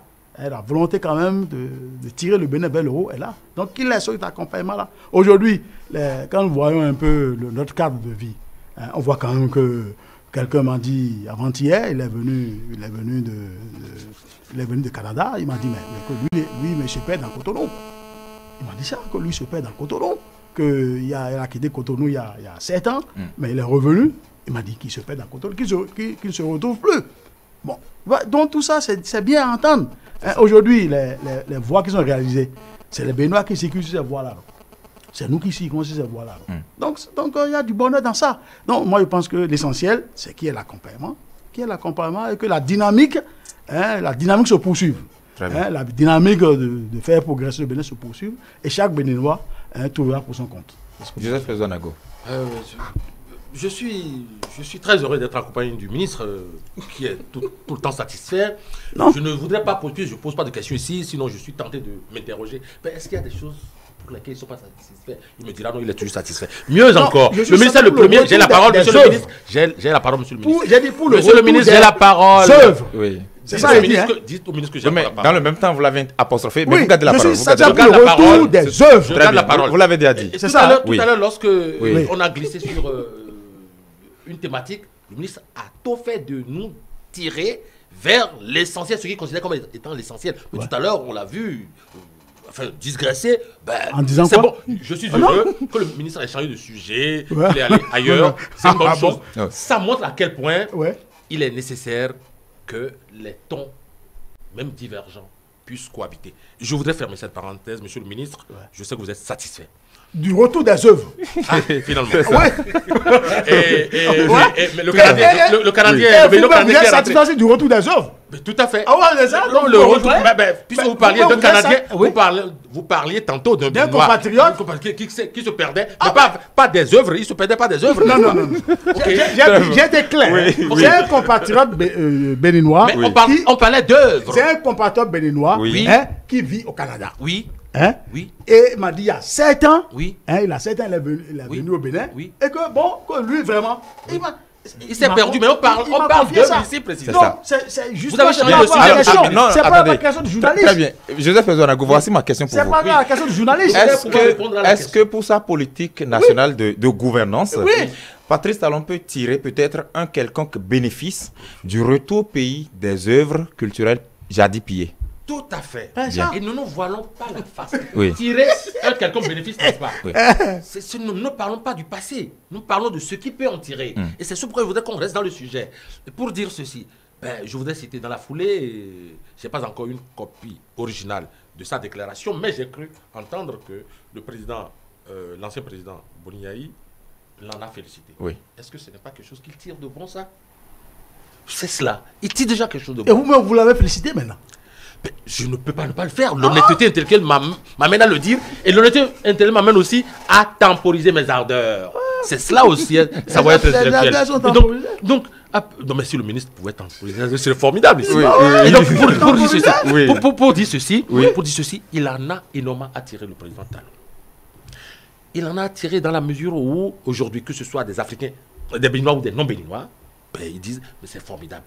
Parce qu'en fait, nous sommes dans une sphère transcendantale où l'on n'a plus pied sur terre. C'est-à-dire, on vibre à l'idée que ce sont nos ancêtres. On parle du trône. Et quelqu'un a parlé de la porte que moi, je n'ai pas vu venir. Oui. C'est extraordinaire tout ça. Il y avait la porte, effectivement. Là, le journaliste que je suis, quelle que soit ma vision, ma perspective, je suis fier parce qu'en fait, c'est une partie de moi qui est là. Nos cahiers de devoirs à l'époque. Il y a très longtemps, on avait le trône, même le livre d'histoire, il y avait le trône, la photo du trône. Bref, on ne peut pas ne pas rester sensible à cela. Ouais. Donc, maintenant, les prix, en fait, du moins, le gain est immensement politique d'abord. Immensement politique. Le président Talon, et quand vous aviez suivi son discours, d'ailleurs, quand moi j'ai lu le discours, j'ai relu le discours écrit, et j'ai comparé au discours verbal, j'ai vu que, bon, c'est pas le jouer la nuit, mais c'est à croire que c'est pas le même test, parce que le président était emporté, il a dit qu'il cachait pas son émotion, et tout. Maintenant, au pays, il est perçu comme celui par qui ceci s'est réalisé. même si j'y ai mis un peu de bémol tout à l'heure. Et là, il va en tirer le moindre gain. Il dira, ben, c'est grâce à moi que c'est arrivé. D'ailleurs, sur ce plateau, certains l'ont dit, c'est la première fois dans l'histoire. Ah oui? Même si c'est faux. Alors, et mieux, oui, tout à fait faux, c'est pas la première fois. Oui, c'est la première fois à l'Élysée, mais c'est la première fois qu'on a restitué quelque part. Alors, donc le président, il en tire énormément de profit, au point où, et le connaissant, parce que moi je le connais, certains mentent en disant que le président Talon n'aime pas se faire voir, il n'aime pas la popularité, il n'aime pas le populisme. Non, mais bien sûr que non, il aime bien le populisme, il aime qu'on parle de lui, il aime, et ça, ce n'est pas anodin. La date, l'agenda, tout a été fait exprès. Je dis même la libération de quelques prisonniers, c'est fait exprès. Et donc, moi je voudrais encourager le président de la République à continuer par faire la même chose, en attendant que d'autres œuvres arrivent. Et là, le gain politique, il ne sera pas le seul à le partager. Ceux qui sont en prison vont aussi partager ce gain politique. Je voudrais l'implorer. Très bien. Docteur Bogakopa. J'aime bien... J'aime bien la rhétorique de mon ami qui quand même n'est pas contre quelque chose, mais qui sa façon de voir les choses qui nous permettront également de combiner toutes ces brèches et d'en faire un Bénin sérieux, sincère, qu'au-delà de nos frontières, qu'on puisse savoir que la démocratie, c'est aussi la liberté d'expression, la participation à la gestion de la gouvernance, également à son point de vue. Je crois que lorsque nous venons dans le contexte de la question qui m'a été faite, de savoir quel est le gain direct que le chef de l'État, le président Athanase Patrice Guillaume Talon, pourrait tirer de ses retours, de ses biens, qu'on le veuille ou non, c'est comme vous assistez à un match de football et qu'un gardien de but est resté là tout le temps. Après une blessure, on change le gardien et on encaisse un but. Donc on dit que c'est lui, que c'est l'autre qui était là, on n'allait pas encaisser de but. Donc du coup, il y a certains événements, on vous colle catégoriquement, mais c'est aussi une question d'aura, c'est une question de grâce et c'est parfois aussi une question spirituelle. Et quand on s'amuse à parler ou à dire des gens, retrouvez-vous au bon moment avec de bonnes personnes pour de bonnes choses, ce n'est pas anodin, c'est une prière qui doit accompagner chaque être humain pour se retrouver là où vous devez être et non là où vous ne devez pas être. Donc à partir de cette sensibilité-là, il faut commencer par savoir déjà que Patrice Talon était le bienvenu en tant que chef d'État au Bénin et qui a permis l'aboutissement des discussions qui étaient en cours, entamées depuis plusieurs années par des prédécesseurs. Également, au niveau de la France, les gens n'ont pas cru, les gens n'ont pas voulu, mais aujourd'hui, c'est chose effective. Ces personnes ne sont pas mortes. Hollande est en vie. Non, mais lui qui avait refusé. Il y avait le ministre. Donc, eux tous sont encore là, mais aujourd'hui, ils sont en train d'applaudir. Donc, ça veut dire qu'il y a eu. Donc, ça, on a retrouvé une dynamique autour de cette question-là et que les choses ont évolué. À partir de ce moment-là, on peut également apporter ce point au président Patrice Talon par rapport à sa capacité de négociation et avoir le résultat qu'il faut. Vous le connaissez très bien par rapport à quand il tient à quelque chose, il va jusqu'au bout. Et c'est en cela que nous devons copier les bons côtés de quelqu'un et également cultiver le bon sens qu'on devait avoir en toute chose. Lorsqu'on parle également, le président Talon a fait savoir dans son nouveau programme 21-26 avec la nation béninoise, rappelait également qu'il veut faire du Bénin une destination touristique. Et vous n'êtes pas sans savoir qu'on n'est pas encore une destination touristique dans le monde parce que les tests de l'UNESCO et également de l'OMT, Organisation mondiale du tourisme, reconnaissent que pour arriver à une destination touristique dans un pays, il faut 5000 visiteurs ou touristes dans le pays. Aujourd'hui, le Bénin a 2500 pratiquement, donc à la moitié. Mais aujourd'hui, avec le retour de ces œuvres, on va commencer par organiser. Donc ça veut dire qu'il a un plan, il est dans un processus et nous sommes en train d'aller vers la crédibilité, d'accord, la concrétisation de quelque chose. Donc du coup, avec ces œuvres et tout ce qu'on aura de façon organisée, donc on va toucher cette question-là. C'est un prix pour le Bénin et on aura des retombées aussi économiques que sociales. Donc, à partir de ce moment-là, Patrice Talon est en train de faire prospérer son programme d'action du gouvernement et également montre le chemin qui n'est pas assis dans son fauteuil à la Marina et qui regarde le Bénin s'enliser dans je dirais, dans un sommeil. Donc, du coup, il est en éveil et il demande à chaque Béninois de faire pareil pour qu'on puisse avoir un Bénin prospère, un Bénin équitable, pour que chacun puisse quand même se retrouver et savoir que, sans oublier qu'on ne peut pas ne pas reconnaître que dans un pays, même quand vous allez aux États-Unis, il y a des pauvres, il y a des riches, il y a des gens qui ont encore des problèmes. Quand vous allez en France, il y a toujours des gens. Donc, il y a des mendiants dans tous les pays, même en Chine.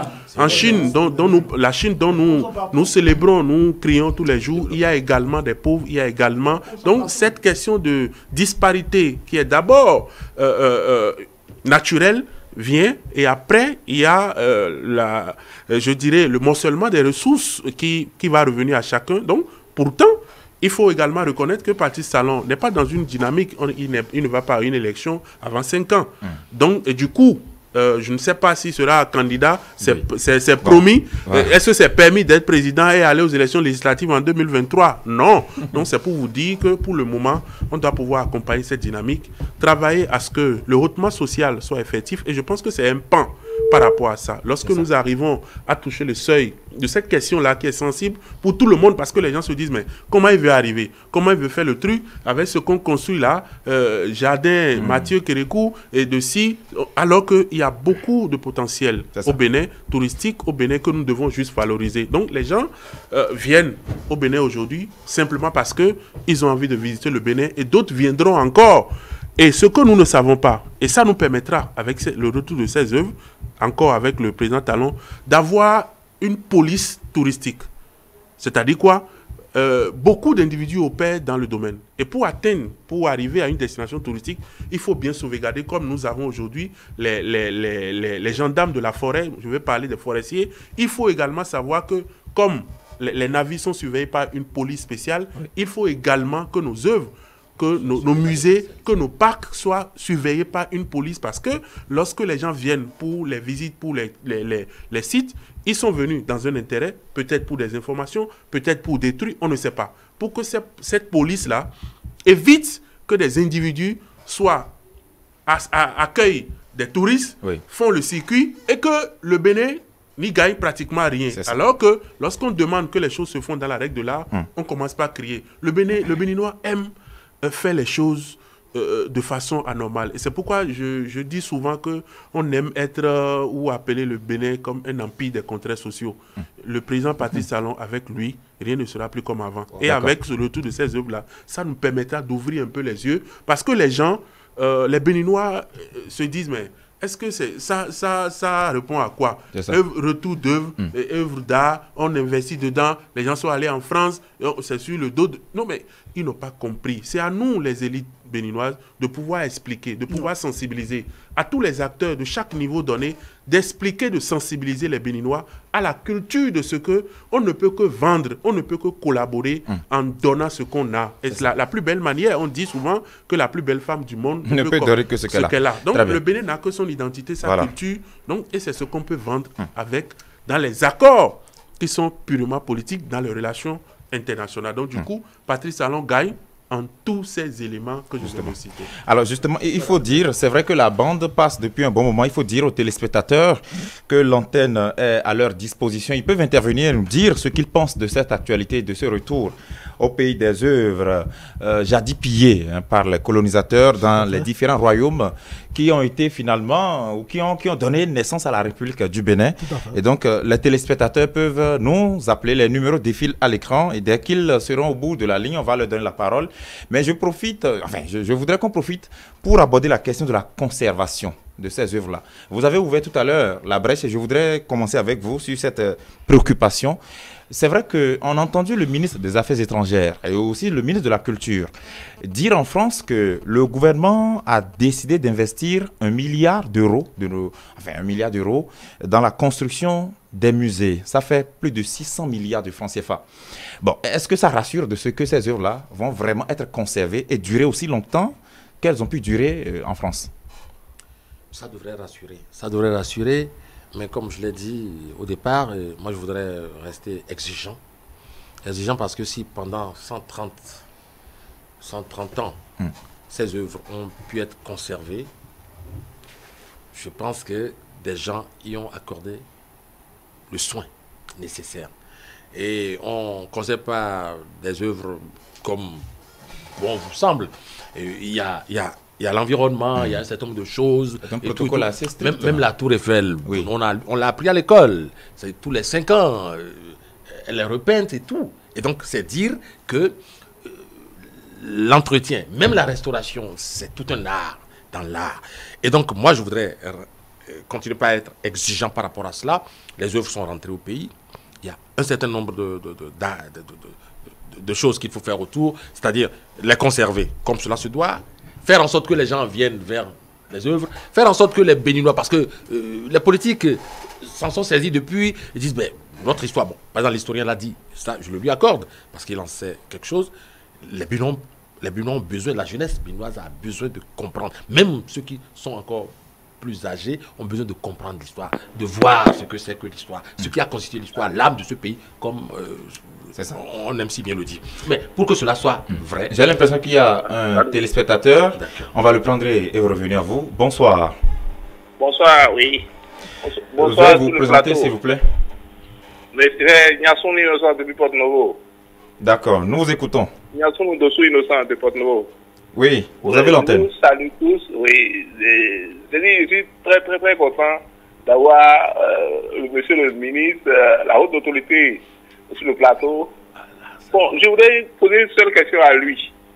Sinon, il y a, oui, je pense que c'est cet après-midi-là, les gens ont dit que à son temps, Yahi Boni aussi avait fait la démarche. Et même monsieur Oumpé, l'ex-ministre, c'est le président de FTDE maintenant, avait fait la démarche. En tant qu'ancien ministre, est-ce qu'il peut nous confirmer ça? C'est vrai ou faux? D'accord. Merci, monsieur Niansounou, depuis Porto-Novo. Est-ce qu'il y a un autre téléspectateur au bout de la ligne? Bonsoir. Visiblement, personne pour le moment. Avant que vous ne puissiez répondre à la question, je voudrais que Joseph Pezoanago finisse d'abord. Oui, bon, rapidement, je voudrais dire, le problème de conservation me préoccupe. La question de conservation me préoccupe. Et je voudrais... Et d'ailleurs, bon, je suis un peu rassuré à l'idée que les œuvres, parce que le ministre a tantôt dit ceci, mais je voudrais dire, je ne lui apprends rien, que les œuvres, même si aujourd'hui on les a rendues, sont dans le patrimoine universel. Très bien. Oui, c'est rassurant, parce que de ce fait, il n'y a que nous pouvons obtenir de l'expertise de l'UNESCO ou de toute autre dynamique pour quand même nous accompagner dans la conservation de ces œuvres. Ce n'est pas de l'aumône. Les œuvres sont considérées comme étant un patrimoine universel. C'est rassurant, un tant soit peu rassurant. Mais je voudrais dire ceci. Puisque nous-mêmes, nous constituons les pilleurs en griffe de certaines de nos œuvres, il va falloir que, comme l'a suggéré tout à l'heure mon vis-à-vis, si c'est sous la forme d'une police des arts ou je ne sais pas quoi, mais il va falloir qu'on se prenne au sérieux. J'ai évoqué tout à l'heure le cas de ce sabre. C'est un sabre notable. Vous l'avez vu une fois? Malheureusement, non. Et je ne suis pas sûr que le ministre l'ait vu aussi. Bon, mais le ministre est d'une origine, et je le soupçonne d'avoir appris cette histoire.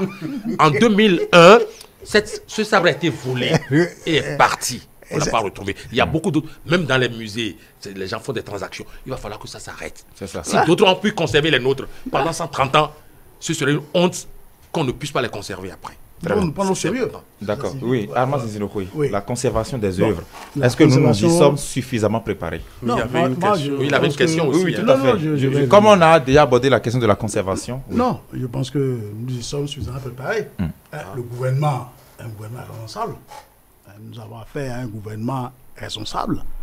Le gouvernement qui est un gouvernement responsable. Bon, ce que on a compris, maintenant qu'il y a la cérémonie. Tous les gouvernements sont responsables. Non. J'ai dit le gouvernement, je parle du gouvernement. C'est un gouvernement responsable. C'est ça. Contrairement aux autres. Je n'ai pas. Non, je ne compare pas. Je ne compare pas. J'ai dit que nous avons un gouvernement responsable. Allez-y. Tous les autres gouvernements sont des gouvernements responsables. Je ne compare pas. Tout ce qu'on voulait vous rappeler. Non, mon français est clair. Nous avons affaire à un gouvernement responsable. Je sais ce dont je sais ce que je dis pour avoir été un membre du gouvernement. Donc, Vous voyez, donc, ce que moi je vois, vous ne voyez pas. La sphère dans laquelle moi j'étais, vous n'êtes pas rentré dans cette sphère. Donc, les appréciations ne peuvent pas être les mêmes. D'accord. On est d'accord? Oui, oui, très On est d'accord? Vous aurez compris. On est d'accord. Moi, j'ai été assis pendant plusieurs années autour de la table du Conseil des ministres. Ouais, donc, je sais ce dont je parle. Donc, on a le fait... degré de responsabilité du gouvernement rassure que oui, les œuvres seront conservées dans les conditions requises. Oui, donc, après la cérémonie maintenant qui a eu lieu au palais de la Marina, il y a eu l'acclimatation pour 2 mois. Parce que pour éviter le choc thermique, le président a été assez clair aujourd'hui. Il faut éviter le choc thermique. Nous savons le climat qui est là-bas, c'est un climat tempéré. Ici, c'est un climat tropical. Or, ces œuvres sont restées pendant près de 130 ans dans ce climat tempéré-là. Donc, pour éviter le choc thermique, vous avez vu aujourd'hui le trône du roi Guézo. Ça n'a pas été déballé, c'est resté dans la caisse. Tout ça, déjà, ça entre déjà dans les mesures de conservation. Sinon, au cours de la cérémonie aujourd'hui, on pourrait déballer ça. Mais ça n'a pas été déballé. C'est resté dans la caisse. Tout ça, c'est pour éviter le choc thermique, la variation brutale de température. Donc, pendant 2 mois, les œuvres vont rester dans les caisses. Et après, maintenant, donc pour les habituer au climat. À leur climat initial. Parce que leur climat, c'est leur climat initial qu'ils ont laissé pendant 130 ans. C'est ça. Pour les ramener dans ce climat initial. Après 2 mois d'acclimatation, on va les déballer. Et puis après, ils seront exposés auprès de la Marina. Je pense pendant 2-3 mois, quelque chose comme ça. Et après, maintenant, on va les amener à Ouida. À Ouida, à la maison du gouverneur au fort portugais de Ouida. Oui. Ils vont rester là pendant environ 3 ans. Pendant une période n'excédant pas 3 ans. Et après, maintenant, ils seront transférés à leur destination finale, qui est le musée de l'épopée des Amazones et des rois du Dahomey. Donc, vous voyez, c'est tout un processus. C'est tout un processus. Donc, il n'y a pas quelque chose qui va venir dans la précipitation et dans l'improvisation. Donc, c'est quelque chose qui est bien conçu. Et on sait ce qu'on veut faire. Et dans ce schéma-là, dans ce plan-là, toutes les dissolutions et les mesures seront prises pour que ce soit très bien. Moi, je pense que pour ce qui est de la conservation, c'est très bien, c'est une bonne préoccupation. Mais je pense quand même que, nous avons affaire à un gouvernement responsable, à des Béninois aujourd'hui maintenant qui comprennent maintenant qu'il faut l'accompagnement. Parce que ce que mon ami d'en face disait, c'est bien. Il dit que les pilleurs, c'est encore nous. Les destructeurs, c'est encore nous. On ne peut pas nier cela complètement. Nous n'avons pas ici la culture d'entretien, non pas la culture de prendre soin des choses. Donc, cela signifie qu'au niveau du ministère de la Culture, je pense que le ministre va veiller à cela. Le cadre du ministère de la Culture va veiller à cela. Et je pense que, quand même, ces œuvres-là, qui sont revenues au Bécaye, après de longues négociations, je pense que ces œuvres seront bien conservées. Est-ce qu'il a dit? C'est vrai. Il faudra pas de la dilapidation. On sait comment on fonctionne ici. Il faudra, nous avons dit que ces œuvres ont été pillées par les colons. Il ne faudra pas maintenant que demain nous sommes les mêmes pilleurs de ces œuvres-là. Donc je pense que c'est les aspects qui doivent être pris en compte par les gouvernants, par nous tous. Il faudra maintenant que chaque Béninois soit le gardien de ses œuvres. D'accord. Que chaque Béninois soit le gardien de ses œuvres. Et je pense que ces œuvres vont quand même faire le temps que ça va faire. Vous avez été ancien ministre, vous avez été ministre de cette République-là, sous le président Boniaï. Et c'est à ce titre qu'un téléspectateur vous a interpellé tout à l'heure en direct. Il demandait, est-ce que Boniaï avait aussi fait une telle démarche? Moi j'avais été ministre des Transports. Oui. Puis après, ministre de l'Intérieur et de la Sécurité publique. Oui. Je n'avais pas été ministre de la Culture. Donc vous étiez au gouvernement? Non. Je n'avais pas été ministre de la Culture. Si c'était des questions qui étaient dans le domaine des transports, quand j'étais ministre, je peux répondre. Il n'était pas question de transporter les œuvres. Non. Moi, je ne suis pas. Moi, je ne dis pas du n'importe quoi. Je ne dis pas du n'importe quoi. Je suis quelqu'un qui est d'honnête intellectuellement. Est-ce que, au temps du président Yahi Boni, il y avait eu ça? Je ne saurais le dire. Vous n'en savez rien? Je n'en sais rien. Absolument. Très bien. J'ai été ministre des Travaux publics et des Transports. puis après l'intérêt de la sécurité publique.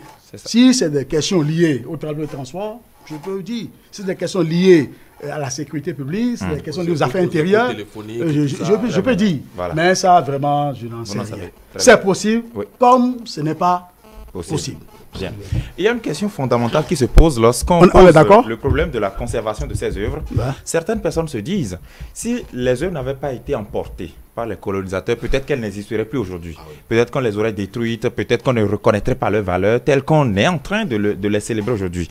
Et du coup, la question est de savoir, est-ce que vraiment les Béninois, au-delà même des 3, 4, 5 prochaines années, est-ce que vraiment ces œuvres-là vont vraiment durer dans le temps, Dr Boga Koupake? Oui, partons du principe selon lequel on avait quand même des génies dans nos différentes organisations sociales traditionnelles. Je veux parler des artistes sculpteurs et qui travaillaient aux côtés de ces souverains-là et qui avaient du goût. Il faut commencer par reconnaître la qualité de ces œuvres sculptées, l'esthétique, l'harmonie et également les matériaux qui ont été utilisés par rapport à la conception de ces objets d'art, de ces œuvres que nous avons aujourd'hui. Je puis vous rappeler que c'est des spécialistes aussi spirituels que traditionnels, aussi éclairés, des élites dans leur domaine, des gens qui ont fait des études.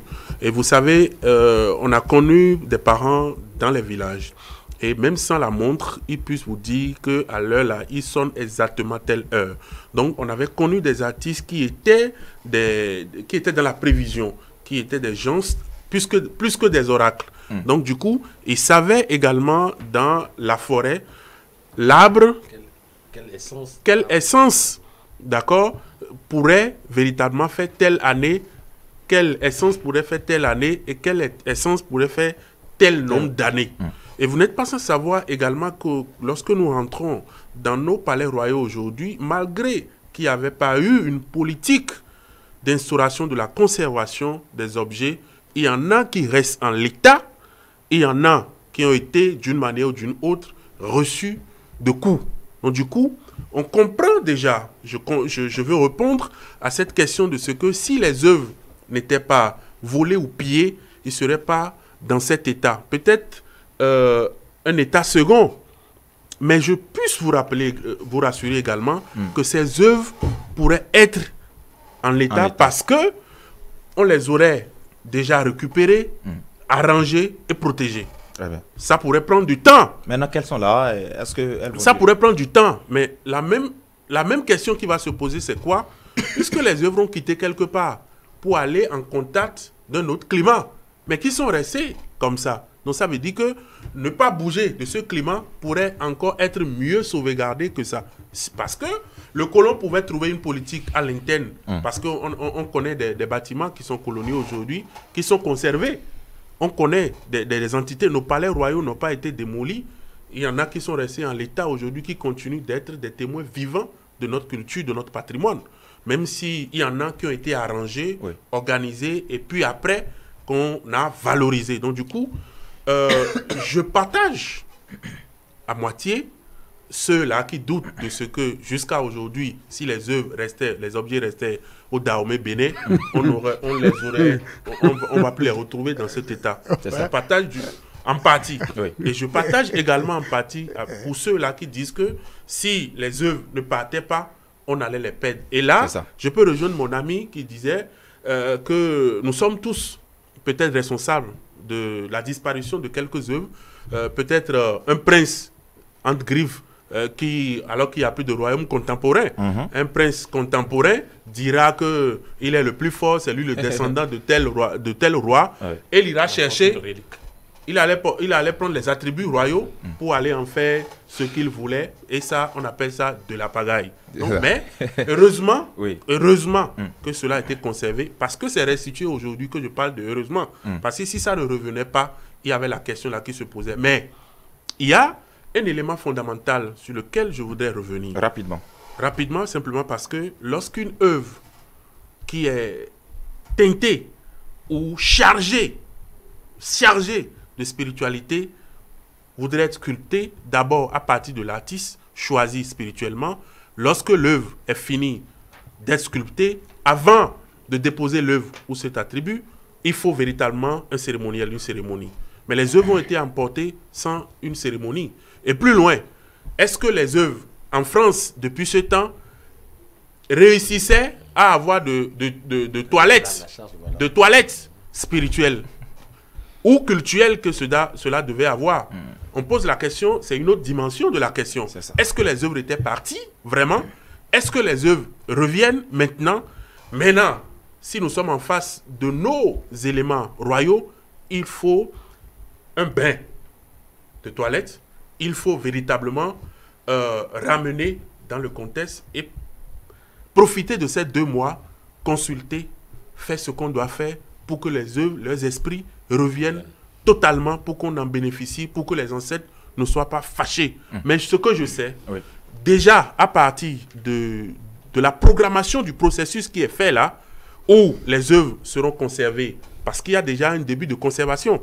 Lorsqu'on ne sort pas les œuvres de façon comme ça, aléatoire, pour commencer par poser quelque part, il y a déjà une précaution que nous sommes en train de prendre. Donc du coup, le suivi, la seule chose qu'on peut demander ici, que cela soit des spécialistes en ont posé des questions. Là, je salue les grands historiens de l'art avec leurs mentions de spécialité qui ont pris part également à la France avec leurs apports de propositions. Je veux parler du professeur René Didier, du professeur Thibozo Romuald, qui sont des spécialistes, qui sont du domaine également des spécialistes de la direction du patrimoine culturel, qui font également des efforts, mais de suivre de près, tous les Béninois et la presse doivent suivre de près la conservation de ces objets-là pour qu'on en arrive un jour à dire, bon, ouf de soulagement pour chacun parce que les œuvres ont été là et que d'autres générations verront également en l'état ces œuvres-là. C'est de ça qu'il s'agit. Nous sommes à la fin de cette émission, mais on va faire un tour de table,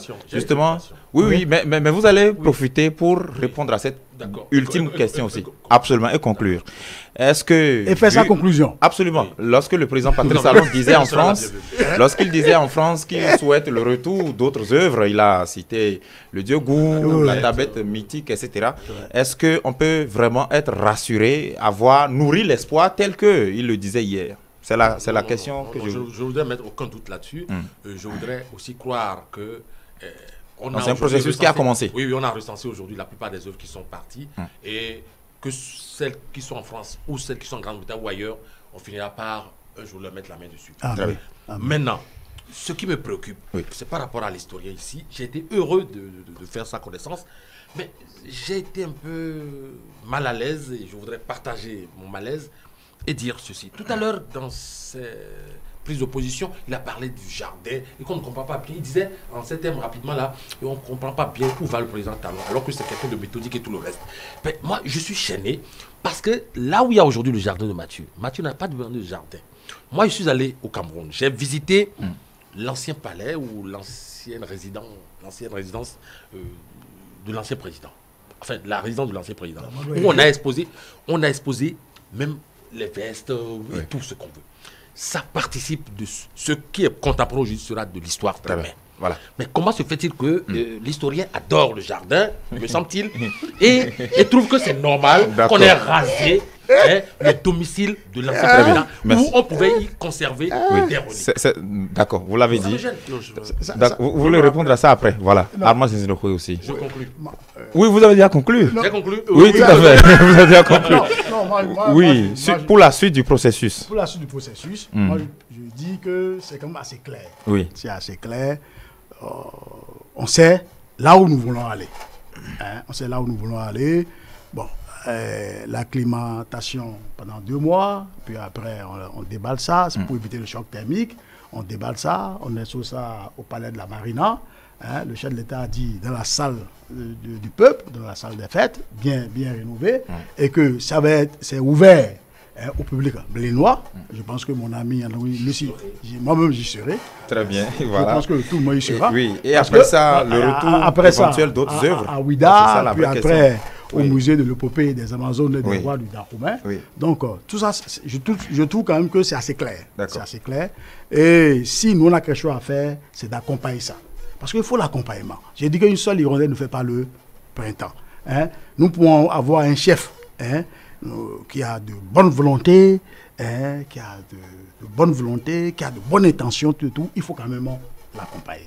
Avec l'accompagnement, donc ça va être bien. Maintenant, je pense que, bon, c'est une porte qui est ouverte. Hein. Et hier, devant Macron, il a dit que l'espoir est permis. Hein. C'est une porte qui est ouverte. Je pense que, bon, ce qui est sûr... Oui, puisqu'on a parlé de gains politiques, nous sommes des croyants, si les objectifs étaient atteints à très court terme et que Macron revenait, est-ce qu'il trouverait encore un intérêt à retourner des œuvres? Non, si, parce qu'il a dit maintenant que le Parlement français va voter une loi 4, une loi 4, et maintenant toute restitution va s'inscrire maintenant dans cette loi 4. Moi, je trouve qu'il y a une volonté. Il y a une volonté. Hein? Donc, nos prières, c'est que les volontés soient maintenues. Parce que, moi, je suivais des gens qui ont dit que le Bénin a près de 9000 œuvres à l'extérieur du Bénin. Oui. Bon, quand j'ai entendu ce chiffre-là, j'ai tiqué. Et ça, c'est vrai, ça? Non, le secrétaire général adjoint et porte-parole du gouvernement disait sur la télévision nationale que c'est même 20 000 à 30 000 œuvres. C'est 30 000, 36. Voilà. Toutes les 30 000 œuvres à l'extérieur du Bénin. Ouais. Et ces œuvres-là, si par la grâce de Dieu, maintenant 26 sont arrivés. Si après, une centaine peut arriver, jusqu'à ce que nous récupérons tous ces œuvres-là. Ce qui est sûr, ça va. On a parlé du Bénin aujourd'hui. Avec ces œuvres qui restituaient, on a parlé du Bénin dans le monde entier, en bien. Ce qui est sûr, ça va développer le tourisme. Hein? Les gens vont s'intéresser à notre pays. Hein? C'est clair. Hein? Avec le musée de l'épopée des Amazones, d'Anroumain, les gens vont s'intéresser à notre pays. Donc c'est ça qui est la chose. Quelque part, c'est notre identité. Quelqu'un a dit que quand on sort un peuple de sa culture, il est perdu. Absolument. Il ne se retrouve plus. Je suivais une émission aujourd'hui, quand on sort un peu de sa culture, il est perdu. Et aujourd'hui, que la force de la Chine, c'est que quelque part, la Chine est restée dans sa culture, avec sa culture. Donc je pense que si... C'est un retour vers nos identités. Exactement. Nous-mêmes, on peut faire ce retour-là. Très bien. Bon, ce qui est sûr, nous, qu'on le veut ou non, peut-être que ça va profiter beaucoup plus à nos enfants. C'est vrai qu'ailleurs, la Bible aussi a chassé les œuvres. Oui, on y va. À nos enfants, à nos petits-enfants, à nos arrière-petits-enfants. L'essentiel dans tout ça, c'est que le Bénin est en train d'être construit et que la construction du Bénin va se poursuivre. Encore une fois, merci. Merci beaucoup. Je voudrais nous féliciter sur ce plateau déjà, en l'occurrence, mais vis-à-vis le journaliste par rapport à la thématique que nous abordons, très sensible, parce que tout ce qui est fait, il n'est pas superflu de le reconnaître et de savoir que quelque chose est fait. Il faut commencer déjà par là et savoir peut-être que nous avons également du pain sur la planche, on a d'autres choses à faire également et que c'est une opportunité pour le Bénin aujourd'hui, une opportunité pour les générations à venir et que nous devons travailler de façon collégiale pour qu'on puisse avoir des œuvres aujourd'hui et demain, pour ne pas avoir seulement les œuvres aujourd'hui, pour que demain, elles disparaissent encore. Donc, cette dynamique de Patrice Talon doit pouvoir impacter toutes les couches, toutes les sensibilités et toutes les positions. Et en tant que Béninois, nous devons être fiers de quitter le Bénin aujourd'hui et de bomber les torses et les poitrines. Donc, nous devons également être dans cette dynamique de sensibiliser nos populations et de savoir que ces œuvres-là nous rappellent notre identité, notre culture, et ceux-là qui pensent que il faut être déconnecté de notre tradition, de notre culture, se reconnaître, parce que si vous êtes sans identité, vous êtes sans culture, c'est que vous êtes sans souche. Donc notre souche, il faut nous coller à ça et de savoir que Patrice Talon est revenu de l'incarnation comme le roi Dandosan ou le roi Béhanzin, qui est revenu aujourd'hui en tant que rupturien. Ce sont les éléments, les grands souverains qui ont arrivé à dire non à un moment donné dans l'histoire politique de nos entités. Et il faut reconnaître que Patrice Talon a fait un pas, et s'il y a d'autres choses à faire également, c'est de l'accompagner et de faire d'autres pas de plus. Merci infiniment. Non, mais parlant du jardin, ce n'est pas le domaine de Mathieu. Le jardin, c'est Mathieu. C'est un débat qu'il faut faire. Si c'était son... Je ne réclame pas par rapport à Mathieu. Non, mais si c'était son domaine, si c'était... Non, pas du tout. Bon, voilà. C'était pas son... Il y aura une autre émission sur ça. Le jardin, c'est Mathieu. Trop fait, on a déjà même mieux fait. On a déjà mieux fait de mettre ce jardin-là en tant que jardin, c'est Mathieu. D'accord, merci Je pense qu'il infiniment. Il y aura une autre Merci infiniment. Ce qui a suivi, c'est pas le domaine de l'ancien Oui, président. c'est pas son domaine, domaine quand même. Merci. Merci Armand Zizinopo, vous êtes docteur ingénieur en génie civil. Ancien ministre de la République, vous êtes acteur politique, vous êtes actuellement militant du parti L'Union Progressiste. Merci d'avoir été là. Oh, c'est un plaisir. À vos côtés, docteur Boga Koupaki, qui est historien de l'art, acteur politique aussi, vous avez dû le sentir aussi. Ah, tout à fait. Il est militant du parti. Très pondéré. Merci d'avoir été Il est là. dans chaud, hein. Ah non, non, pondéré. Bon, et puis sur ce plateau, Mais Joseph vous, Zouanago, ça c'est quel parti, ça? qui est un Le patron parti de presse. Benoît Libre. Eh non! Est-ce enregistré au ministère de l'Intérieur. est-ce que je peux Ce parti conclure l'émission? enregistré. Il veut conclure, Voilà. il veut conclure, monsieur le ministre, il veut conclure. Pourrais-je conclure l'émission? Voilà, merci. Donc, disais-je, Joseph Zouanago, qui est un éditorialiste, promoteur et directeur de publication du journal La Dépêche. Merci à vous pour cette chaleureuse ambiance. Je vais savoir son parti enregistré au ministère de l'Intérieur. Voilà, merci. C'est moi qui ai enregistré le parti. Ça, vous continuez ça hors antenne. Merci. Voilà, et merci à vous de nous avoir suivis.